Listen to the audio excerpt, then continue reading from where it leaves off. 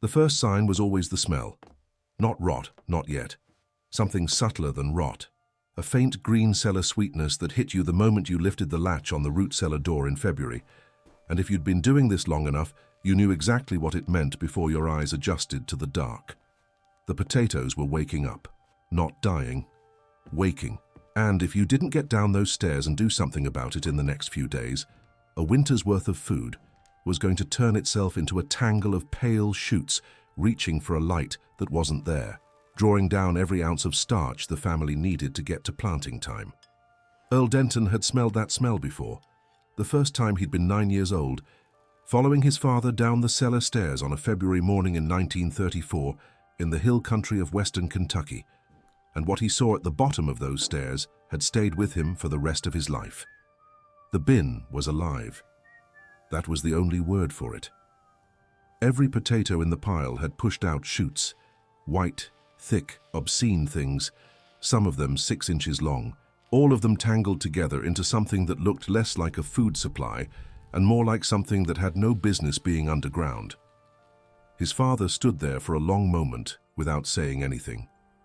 Then he turned around and went back up the stairs, and Earl heard him talking to his mother in the kitchen in the low, flat voice his father used when something had gone wrong that couldn't be fixed. They ate what they could of those potatoes. A lot of them were still edible if you cut the shoots off and used them fast. But the starch was gone. They cooked up watery and soft and tasted of almost nothing, and there weren't nearly enough of them left in usable condition to carry 6 people through to April.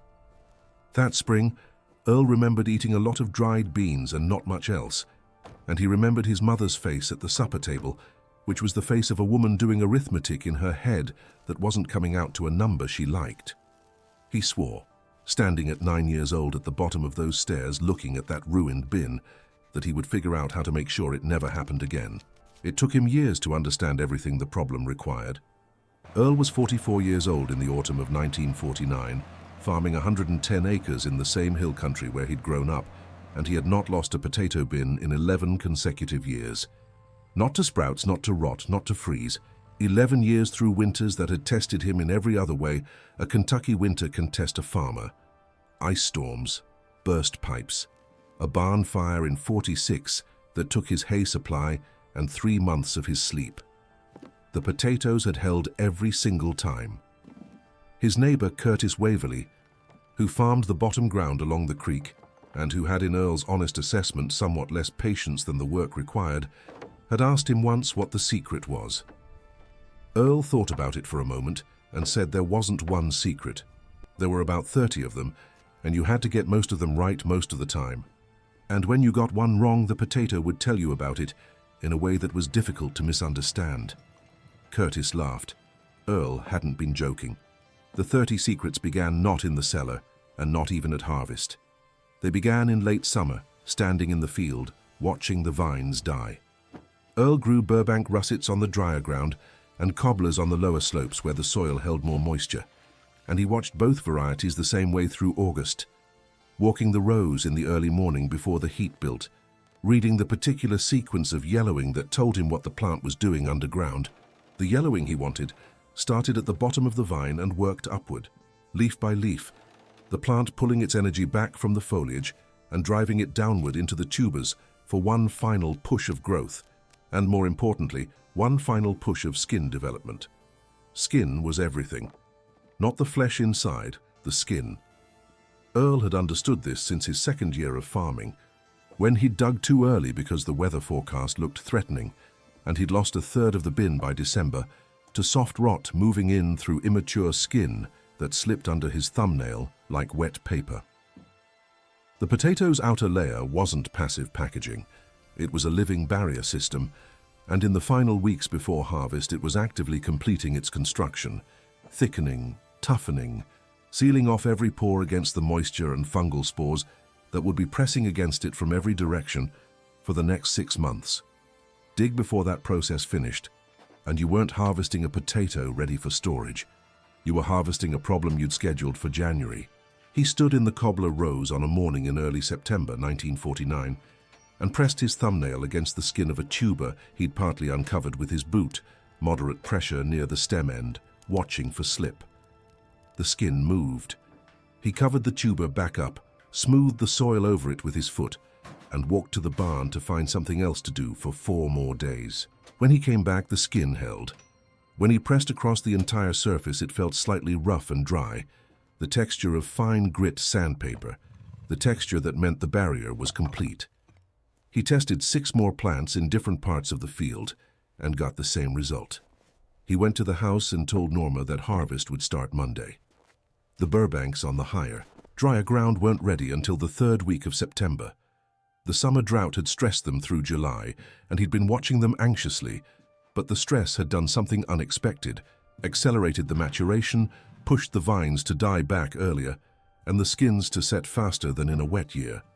When he finally tested the Burbanks, they were firm and tight-skinned and heavy in the hand, the yield lighter than he'd have liked, but the individual quality of each tuber exceptional. He made a note of it in the small pocket notebook he carried during growing season. Drought stress, early skin set. He'd remember it. Harvest was 4 days of labor that started before sunup and ended in the dark. And it involved Norma, his daughters Ruth and Patricia, who were 17 and 14 that year, his hired man Jasper, and occasionally Curtis Waverley from next door, when Curtis could spare himself from his own work. The tools were a 2-row digger pulled behind the farmel and wooden-sided crates that Earl built himself every few years, as the old ones wore out, replacing boards as they cracked, keeping the interior surfaces sanded smooth. He'd seen families use wire-bottomed crates and metal bushel baskets, and the damage those surfaces caused was visible within 2 weeks in storage. Brown patches just under the skin, expanding outward as infections moved in through abrasions too small to see with the naked eye, but large enough for what lived in cellar air to find and use. Norma and the girls worked behind the digger on their knees, sorting what the machine threw up. Patricia, the younger daughter, had a gift for it that Ruth openly resented, a quality of attention in her hands that let her move through the loose soil faster than almost anyone Earl had seen work a potato field, finding and turning and grading each tuber in a single motion that looked careless but wasn't. She had never once in 3 harvests put a potato in the wrong pile. Ruth was more methodical and slower, and twice as likely to complain about her knees by mid-afternoon, but she had never lost track of what she was doing either. And Earl kept them on opposite sides of the row to manage the tension, and because they were each genuinely better at what the work required than most grown men he'd hired over the years, any potato with a cut deeper than the skin went into a separate pile, not discarded. Cuts that don't penetrate into the flesh will heal if you give them the right conditions and the right amount of time, but separated, tracked and managed differently through the early storage period, because Earl had learned at cost in his 3rd year of farming that a cut potato and an uncut potato were not the same object and should not be treated as though they were. The crates went onto the wagon in stacks of 4, no higher. A rough patch in the road had tipped a stack of 6 in 44 and sent 40 pounds of cobblers across the wagon bed in a way Earl still thought about when he loaded, and the wagon moved to the north side of the barn when each load was full. The crates went under the long overhang there in the shade and stayed there, not in the cellar, not for 17 days. The curing period was the piece of the process that Earl believed most farm families rushed, and it was the piece that he was convinced accounted for more of his storage success than any other single factor. He'd built that north overhang specifically for this purpose when he rebuilt the barn in '39, shade that kept temperatures in the low to mid-60s through a Kentucky September and into October, the north-facing orientation keeping direct afternoon sun off, even at the outer edge, the barn wall itself blocking the coldest air on the nights when autumn decided to announce itself early. He covered the crates with burlap, wrung out just damp enough to maintain humidity against the potato skin without encouraging surface mold, and replaced it every 2 days. What the moisture and moderate temperature were doing was biological and specific, telling the potato's own repair systems that it was still in ground conditions, still in the environment where healing was appropriate. And the potato responded by accelerating the formation of wound tissue over every cut and scrape the harvest had inflicted, a layer of corky, sealed cells that formed a barrier nearly as good as original skin. A potato going into cold storage with its wounds healed over this way was a different object than one going in raw. It had closed its doors, Everything Earl did in the cellar for the next 6 months depended on those doors being closed. He also kept the curing area completely dark, and this mattered for reasons beyond the wound healing. Light triggers the production of solanine in potato flesh, the green coloration you sometimes see on a potato left near a window. And a potato developing solanine during curing was a potato whose internal chemistry was already shifting in the wrong direction before storage began. More fundamentally, light is a biological signal. A potato in genuine, unbroken darkness reads that darkness as winter, as the instruction to wait and hold and stay dormant. Earl wanted that instruction running in every tuber from the first day he touched them at harvest until the last day he pulled them from the bin in April. He checked the cut potatoes separately on day 12 of curing and found 3 that hadn't sealed cleanly yet. He gave the whole batch 5 more days. When he checked again, every cut had formed its wound tissue, dry, slightly rougher than the surrounding skin, sealed. He moved those potatoes to a small separate bin near the cellar door where he could check them weekly rather than bi-weekly through the first 2 months of storage. The cellar itself was dug into the hillside east of the house. The stonework done by Earl's grandfather in the 1890s in the old way. Stones fitted tightly without mortar, the walls' slight porousness allowing moisture from the hillside to weep through at the joints and maintain natural humidity in the space. The floor was packed earth over creek gravel, hauled in by wagon. The ceiling was the product of Earl's own renovation in '36, new lumber, with 18 inches of dry sawdust packed above it. Since that ceiling went in, the January and February temperatures in the cellar ran 4 to 5 degrees warmer on the coldest nights than they had under the original boards. And those degrees were not a small thing. They were the difference between a cellar that occasionally threatened the lower boundary of safe storage and one that held comfortably in the upper 30s, regardless of what the weather was doing above ground. Earl had rebuilt his potato bins that same year. After 2 consecutive seasons of losses, he'd traced to bins sitting directly on the earthen floor with no airflow on 3 sides. He spent part of a morning at the workbench before he started, turning the problem over in his head until he understood what it actually required. Potatoes packed against a stone wall on a cold night would chill on the stone-facing side, even when the center of the bin was fine. Potatoes packed against an earthen floor created a moisture trap at the bottom of the pile, where condensation collected and rot started from below, working upward through the pile invisibly until the smell finally reached the top. The new bins stood on short legs, 4 inches of clearance, enough for air to move underneath. The sideboards were spaced an inch apart, so air could circulate through the pile from every direction. He'd argued the spacing with Virgil Stokes, an older farmer in the county who'd been storing potatoes commercially since before the Depression and who favored ½ an inch. Earl had tried an inch based on a Penn State extension bulletin, and the inch had worked. He kept the inch. He kept the bins at 30 inches of depth maximum, because deeper than that, and the weight of the upper potatoes compressed the lower ones at every contact point in a slow accumulation of bruising that didn't show up as a crisis. It just quietly opened entry points in the skin over weeks, giving the organisms that were always present in cellar air and cellar soil the foothold they were always looking for. He had 1 thermometer hung at bin height on the center post of the cellar, and he checked it twice every day, morning when he fed the livestock, evening after supper, recording each reading in a small logbook on the shelf beside it. The log went back to 39. 10 years of twice daily readings, something close to 7,000 data points, describing exactly how that particular cellar in that particular hillside responded to the patterns of Kentucky winter weather. Earl didn't think of it in those terms. He thought of it as knowing his cellar.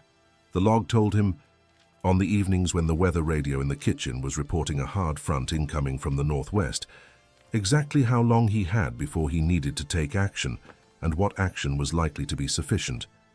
He trusted those numbers the way he trusted his best tools, completely because they had earned it.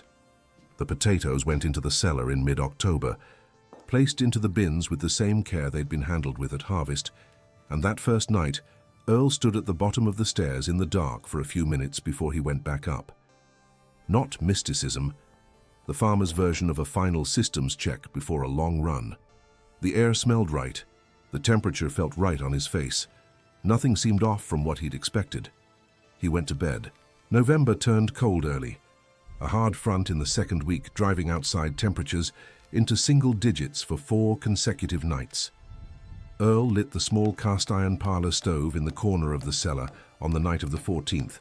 Low burn, steady heat, enough to hold the cellar temperature without pushing it high enough to wake the potatoes up, and checked the thermometer at midnight and at 4 in the morning through the worst of the cold. 38, 39, 38, 39. The sawdust ceiling and the stone walls held the heat where he needed it. He recorded the readings and went back to bed each time. And on the 4th morning, when the front broke and the outside temperature climbed back above 20, he let the stove go cold and left the cellar to itself. December ran moderate, not warm, but warm enough that the cellar temperature without intervention was trending toward the mid-40s on sunny afternoons. Earl responded by opening both ventilation shafts, one on the north face of the hill and one on the east, letting the cold night air move through and drop the cellar back down to the low 30s by morning, then closing the shafts when the morning check showed the temperature back in range. He thought of it as using the winter as a tool, which was exactly what it was. Free cooling, infinitely adjustable, requiring nothing but the judgment to know when to open and when to close. The sprout problem arrived in January, as it always did, because January was when the potato's internal biology began to shift, regardless of what the farmer had done. The accumulated cold of the storage season had been read by the tuber as winter passing, and the eyes, the small depressions distributed across the surface of every potato, each one a potential shoot, were beginning to press outward against the tissue that held them dormant. Earl could see it in the bins when he did his January inspection, a faint swelling at some of the eyes that hadn't been there in December. Not sprouts yet. The beginning of sprouts. The intention of sprouts. He knew what came next, and he moved to address it the same way he addressed every problem in storage, before it became a crisis. The apples went in first. He'd learned this from an older man in the community named Amos Birdsong, who'd been keeping potatoes since before the First War, and who had accumulated opinions about cellar management that could occupy a full afternoon if you had one to spare. When Amos first described the apple method, Earl applied the skepticism he gave to anything that sounded like old wives' reasoning. Then he tried it, because Amos was not a man who offered advice carelessly, and the results in the first year were unambiguous. 4 or 5 winesap apples. Amos had been specific about the variety, said the aroma was what mattered. Said other strong-smelling keepers worked too, but winesap was what he'd used for 30 years, distributed through the bin, nestled among the tubers, replaced when they went soft. The bins with apples that first experimental year pushed their first sprouts 3 full weeks later than the bins without them. And the sprouts that eventually came were shorter and less aggressive. Earl put winesap apples into every bin he stored from that year forward. He didn't know the chemistry of why it worked. He knew the result, and in a root cellar in January, the result was the only thing that mattered. What he knew now, reading the county extension bulletins that Gerald Poole drove out from town to drop off when he had something worth bringing, was that the apples were releasing a gas, ethylene, a natural compound that ripening fruit produced and that had measurable effects on the sprouting behavior of stored tubers. The extension office had started writing about it in the late 40s, the science catching up to what men like Amos Birdsong had worked out empirically across decades of observation. Earl read the bulletin twice, put it in the folder on the shelf above his logbook, and went back to using winesap apples the same way he always had. The gas had a name now.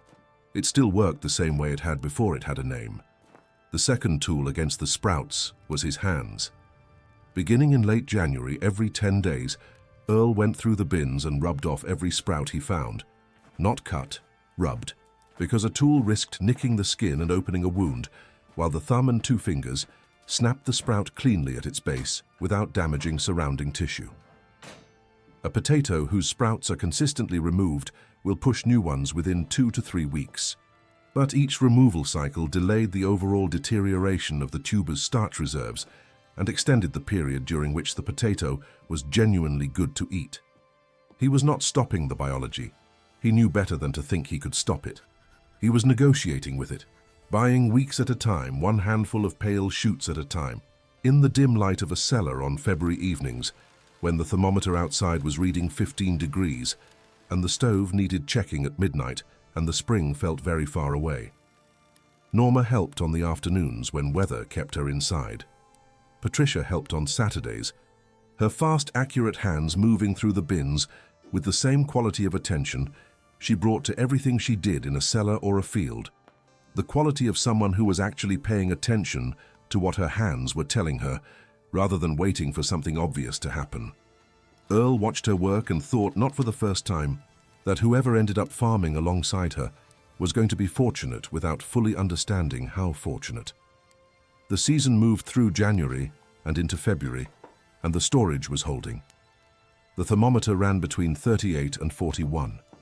The sprouts were being kept down. The mid-season inspection at the start of February showed losses under 5%, 2 points better than his same point number from 1948, which had itself been a good year. Then February showed him something he hadn't encountered in 11 years of careful storage. He came down the cellar stairs on the morning of the 14th, lifted the lamp from its hook, and stopped before he'd taken 2 steps toward the bins. The smell was wrong. Not the sharp sour of bacterial rot, not the sweet green of advancing sprouts. Something else, something he stood still for nearly a minute trying to identify because he'd never encountered it at this specific intensity in this specific space. Diffuse, organic, coming from the direction of the east wall of the cobbler section, from somewhere behind the boards. He crossed to the bin and crouched down with the lamp and looked at the base of the east wall. The lowest 3 inches of the bin boards were dark, not the natural darkening of old wood in a moist cellar, but the specific darkness of wood that has been wet for a long time. And at the joints between the lower boards, where the lamplight caught at the right angle, he could see it. A grey-green film, thin but present, covering the wood fibre at the joints in a way that meant it was not new. It had been here for weeks. It had been here since at least December, building in the hidden space between the boards and the stone wall behind them, while he'd been checking his thermometer and managing his temperature and rubbing his sprouts and believing he had everything under control. He stood up slowly. This was the kind of problem that could go 2 ways, depending entirely on how far it had progressed. If the mold was on the boards only, it was serious but solvable. If it had been releasing spores into the bin for weeks, and if those spores had been settling onto the potato skins in the lowest layers and finding purchase in the accumulated pressure points and microabrasions of 4 months of storage, then the cost of this discovery was going to be substantially higher than an afternoon's work. He began pulling potatoes from the bin, working down from the top, lifting and setting aside, creating a path to the bottom layer. He worked fast but carefully. Adding harvest handling damage to a bin that might already be in trouble was not something he could afford, the bottom layer. He lifted the first potato into the lamplight and turned it slowly in both hands. A faint grey bloom on the skin, covering maybe a quarter of the surface. He pressed it gently. The skin held firm. He took out his pocket knife and cut the potato open and held the cut face to the lamp. White flesh, solid all the way through. Sound. He lifted the next one. Same grey bloom on the skin. He cut it open. Sound. The third had nothing. The fourth had a small patch at the stem end. He cut it open. Sound. He worked through the entire bottom layer in that crouching position, back aching. The lamp balanced on the edge of the bin above him, pulling and turning and cutting. And when he was done, he had separated 23 potatoes with visible surface mold from the rest of the bin. He cut open 5 of them at random.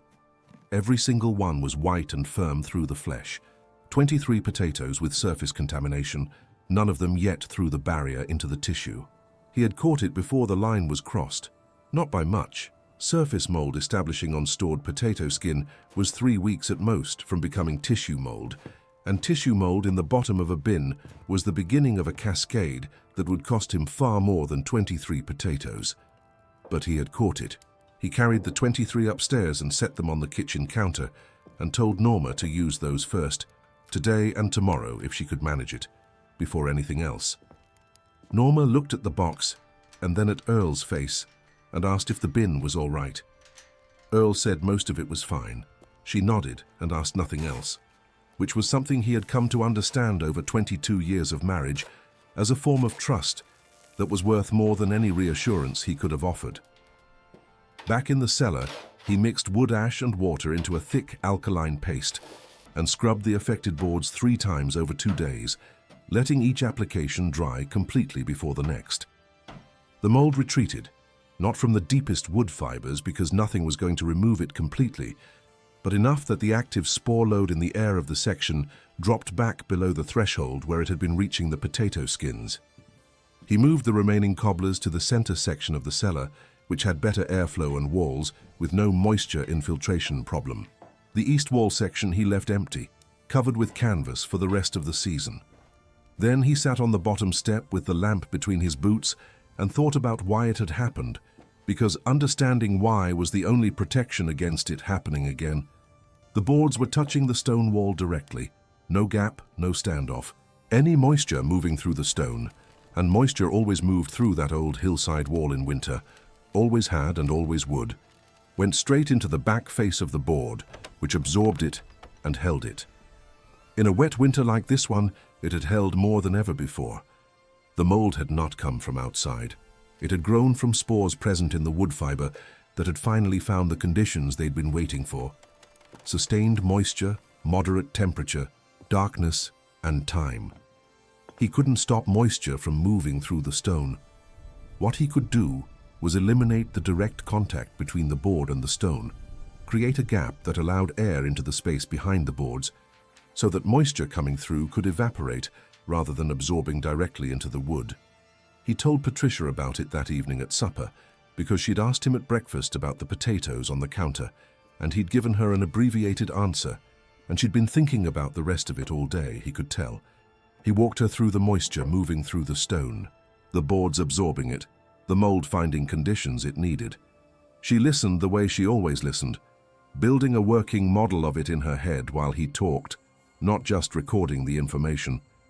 She asked what he was going to do about it.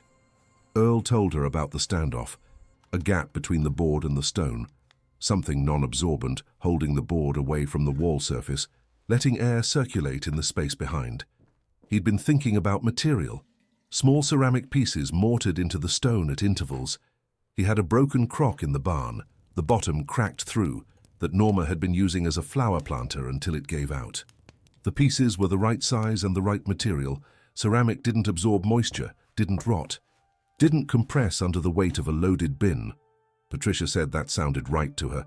She asked how far apart he'd spaced them. 8 inches, Earl said. Maybe 10. He'd have to see how it looked. He built it in June when the cellar was empty, and the work could be done without urgency. The crock chipped into spaces with a cold chisel. Each piece mortared into the stone wall of the east section at 8-inch intervals across 3 courses. The bin boards rebuilt to bear against those spaces with a full inch of air behind them. An afternoon. Materials that cost him nothing. A modification so small that a person walking into the cellar wouldn't notice it unless they knew to look and knew what they were looking at. The following October, he moved the cobblers back into the east section without a second thought. That winter ran hard, one of the coldest Februaries Earl had recorded in his logbook since '43, with 12 consecutive nights below 10 degrees and 3 of them below 0. The stove in the corner burning low through every one of those nights, while Earl checked the thermometer at midnight and at 4 in the morning and recorded 38, 39, 38, 38, the cellar holding its temperature, the way the sawdust ceiling and the stone walls and 11 years of careful modification had made it hold. He went through the bins in late January and rubbed sprouts and checked the wine sap apples and replaced 2 that had gone soft and found nothing wrong anywhere that required more than routine attention. On the morning of the 14th of February, exactly 1 year from the morning, he'd smelled the wrong smell and crouched in the lamplight, cutting open potato after potato to find out how bad it was. He came down the stairs and lifted the lamp and stood for a moment in the center of the cellar, turning slowly, reading the air. Cool earth darkness. Nothing else. He checked the east wall section last, crouching down to look at the base of the boards the same way he'd looked the year before. The boards were dry. The joints were clean. The ceramic spacers were doing exactly what he'd built them to do, holding the board face a full inch off the stone, letting the winter air that moved through the cellar carry away the moisture from the wall before it could find the wood. He stood up, put his hand flat against the east wall boards for a moment, feeling the slight movement of cool air behind them, and then he picked up the lamp and went back upstairs to where the coffee was on, and the radio in the front room was doing the farm report, and Patricia was already at the kitchen table with her school books open, looking up when he came through the door. She asked, without preamble, the way she asked things, "How's the east wall?" Earl said it was fine. He said it like it was an ordinary thing, which it was now. He poured his coffee and sat down at the table, and the morning came in through the kitchen window the way February mornings do in Kentucky, pale and cold, and without much to recommend it except that it was there, and the bin was full, and the family was going to eat through to April and beyond, without any arithmetic at the supper table that didn't come out to a number they liked. If this story gave you something real, if it took you somewhere true about the way American farm families lived and thought and worked through the hard middle decades of this century, please subscribe to this channel and leave a like. Share it with someone who comes from that world or wants to understand it. There are more stories where this came from, and we will keep telling them as long as you want to hear them. This video is inspired by true events and real agricultural practices documented in American farm history between 1930 and 1970.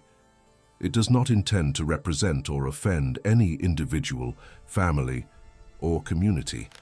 Earl Denton is a representative character, not a documented historical individual, but a composite figure who reflects the real experiences of hundreds of American farmers across the rural United States who faced exactly these challenges with potato storage, root cellars, and the long work of keeping a family fed through the winter months of this era. The farming practices, storage techniques, crop varieties, county extension resources, and equipment described throughout this video are all historically accurate and drawn from documented sources of the period.